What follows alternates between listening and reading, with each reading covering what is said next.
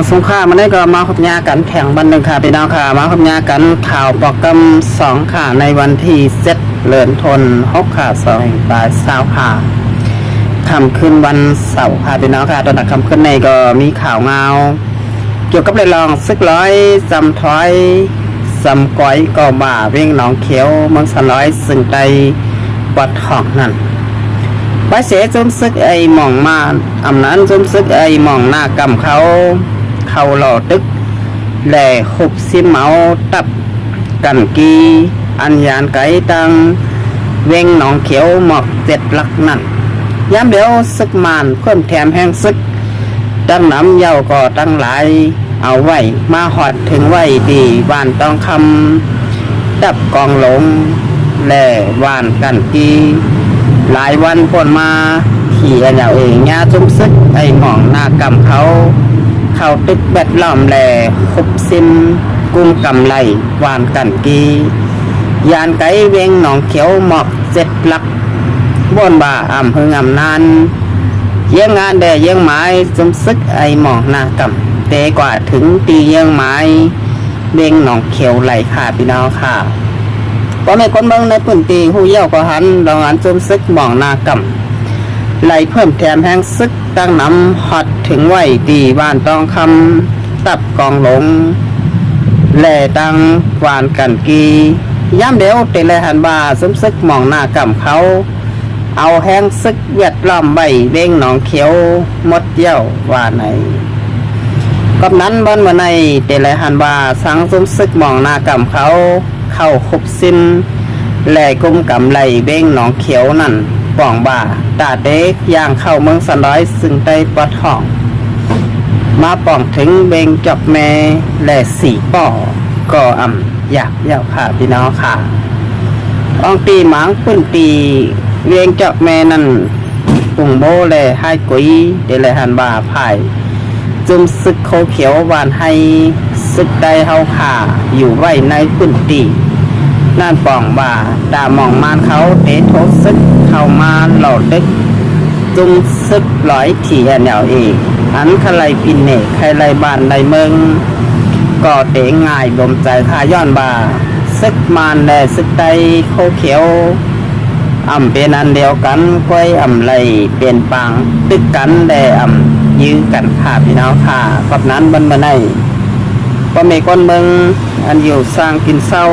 ในพื้นที่ได้หลัดบ่าก็ซึกหลายทีแนวเอกเขาซุ้มซึกตีเวงหนองเขียวแต่เวง4 ปอกจอกแม่ก็เตหลอดเย้าว่าไหนนาทีคุ้มกำเมืองสลอยซึ่งได้ปอดห้องนั่นซึกมาเตะเข้าคุบซิมและเอาขึ้นตั้งมดค่ะพี่น้องค่ะในเป็นแผนการซุ่มซึกหมองหน้ากำเขาตาได้เอาขึ้นเมืองสลอยซึ่งไตเขาคัดเสยเต้บ่าวันเมื่อในมา3 ตับจุ่มค่ะพี่น้องค่ะ1ใส่เฮอร์มินตับกลางเฮาเอาหมักลงหย่อน2ใส่ตับตนเอาหมักเข้าบ่อยค่ะพี่น้องค่ะ3ตับใบลิ้นก็หลอดตึกแทงตั้ง1เมื่อก่อนป้นมาให้สังแลซึกมานฟุ้มซึกหลายย้อนบ่าจุ่มมวยหลีปอดห่องแห้งซึกหนำหนาค่ะพี่น้องค่ะมาได้เป็นพี่น้องว่าปางสร้างเกาหลีซึกเขโกก้างก็อย่าจุ่มซึกร้อยเทียนเอแลจุ่มซึกธนูตีพี4 จับจุ่มมากันจุ่มร้อยก็มีเป็น404 ปากค่ะพี่น้องค่ะกับนั้นให้สั่งแลวันเหมือนนั่นแลวันเหมือนไหนเหมือนกันย้อนบ่าวันนั่นเขาจอยกันวันไหนเขาไล่นาตีเย้าก็แจกแถกเพกันกว่าเป็นป๊อดเป็นตอนเมืองสลอยสึงไตโคก้างเขาเอากว่ากำพองพี่น้องว่าบางสร้างก็เอากว่ากำพองจุ่มซึกร้อยเทียนเอและธนูตีพีก็เอากว่ากำพองแจกแถกเพนาตีกันนาตีเก๋านาตีมือเข้าอยู่ต้อมกันจอยกันเหมือนมืดตึกซึกมานค่ะพี่น้องค่ะซึกมานย้อนเป็นซึกโจย่าวานเมืองเลิงเจิงแหล่หมึกมาเหมือนกัน หันไหลลายเฮ็ดสั่งก็อำเปิงกันค่ะซึกมาในดังมุกจมไว้ดีปัดหอกวันเมื่อไหนเมืองกำนันข้าวตังหึงค่ายานไก่เบ้งหนองเขียวหมอกเจ็ดลักก้อยลูกตีบานกันกีและบานต้องคำตาได้หำเบ้งหนองเขียวนั่นซึกมันจำโตดันเย้าว่าไหนเอาแห้งซึกนับโผปากโหเฮงฮอดถึงไว้ตีบานต้องคำตับกองหลงและวานกันกีอันเป็นตับจุมซึกไอหมอกมานเขามาปักเสาไว้แห้งซึกตั้งนำตั้งหลายพร้อมตาเดียวสายใสแหลกตาเดไล่ขึ้นหน้าตีกุ้มกำเมืองสลายซึ่งใจเฮาขานั่นซึกหม่องหน้ากำเขาคัดใจโกลายกูปลายขาหนังหือปอเดไล่ขึ้นหน้าตีกุ้มกำส้มกว่าข้าวดัง1 ปีก็ว่าเมื่อปีก่อนมา2 แห่งปลาย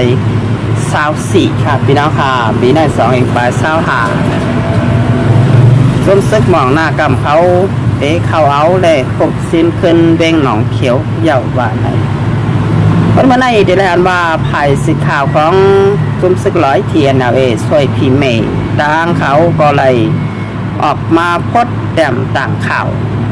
เอาเสื้อหานร้อยต่างเทียนกองกลางเจมือเสลไทยหุบตีเบ้งหนองเขียวลาดว่าเด็ดตึกถอยถอนซึกออกตีเบ้งหนองเขียวก้อยกาปอซึกมานเขามังจามนั่นเอาสายใจแหลกอยู่ย่ำตายเป็นผลแมวจ่าตีเบ้งหนองเขียวไรอยู่เจอก็เลยซึกร้อยยอมก้อยแลยอมถอยเบ้งหนองเขียวค่ะสังซึกมานเขาหนดยามทำกันเต็มตีเย่าก็เต็มทนตับกาหาวเอาหมักปล่อยตับโดนก็เอาหมักยำตับใบลิ้นก็เข้าตึกหมักลงลึงบันแทงบ่นว่าส้มซึกร้อยก้อยเย่าก็ถอยอยู่ค่าเบ้งหนองเขียวนั่นบ่นว่าเมืองนั้นไหลก้อยเย่าก็ไหลถอยเย่าค่าพี่น้องค่าย้อนว่าส้มซึกหมองนากำเขาแพงซึกตั้งน้ำเย่าก็ตั้งหลายพร้อมตาตายแลตาเอาสายใจแหลกดังหือพอไหลมากขึ้นเบ้งหนองเขียวต่างเข้าเมืองสันดอยซึ่งได้ปอดห้องว่องถึง4 ป้อแหลกจับแม่กว่าดังเมืองสันดอยซึ่งได้ปอดห้องน้ำสั่นมันตรงปอดซึกลอยก้อยเขเก้าก้างซ้ำไหลถอยอยู่อันนั้นอยู่ดีเมืองเขค่ะพี่น้องค่ะสังเมืองเขแผ่นดินใหญ่ปัญญาซึกมานก็ย่ามได้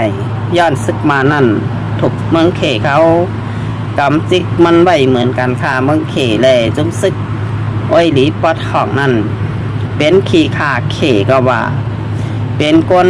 อยู่ภายใต้คุ้มกำเมืองเขก็ซ้ำแมนอยู่เมืองเขนั่นจอยแถมมาได้เป็นจุ่มอ้อยหลีปอดห้องและซึกหมอกมันก็เบิ่งอิงเมืองเขก็สังเขบา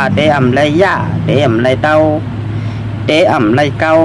เขาก็ฮัดยาค่ะพี่น้องค่ะกับนั้นได้ตาจุ่มซึกอ้อยหลีปอดห้องอยู่กว่าเมืองสลายซึ่งได้ปอดห้องนั่นบอกว่าอยู่ดีเมืองเขก็